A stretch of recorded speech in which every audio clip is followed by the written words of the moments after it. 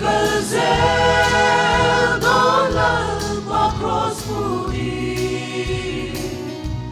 Soy chiate har sat nakarapo Kay chu lalrong bodu gani Red kay na tin red katua changi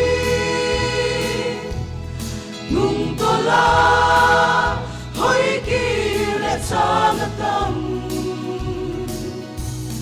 Van rau pui ziaki kamay tuai Kadam sungin lalrong kapol zeldo Kadin mun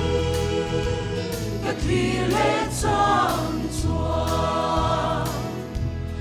Lung sia in loai thi kanu le chi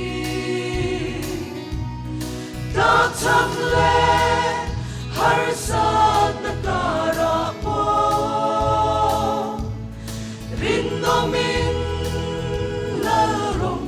kapol zeldo Kay na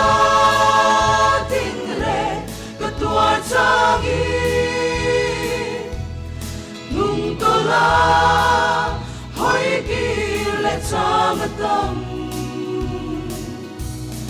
Van rau pui siaki kamay tuai Kadam sungin lalrong kapol zeldo Mi chen ka ko vel nom sa na Sum le pai rau su uminan ka Lim le lo du tu sang karahya Rin omin lalrong kapol zeldo Kay na tin re katua changi Nung tola hoy kile chamatam Van rau pui siaki kamay tuai Kadam sungin lalrong kapol zeldo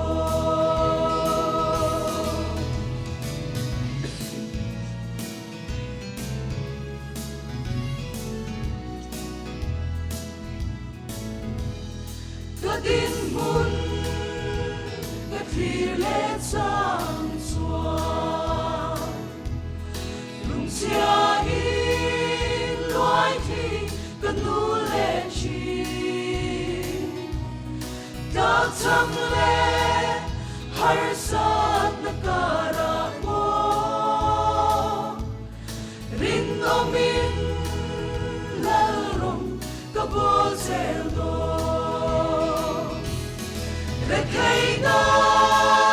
tin re katua changi Nung tola hoy kile chamatam Van rau pui siaki kamay tuai Kadam sungin lalrong kapol zeldo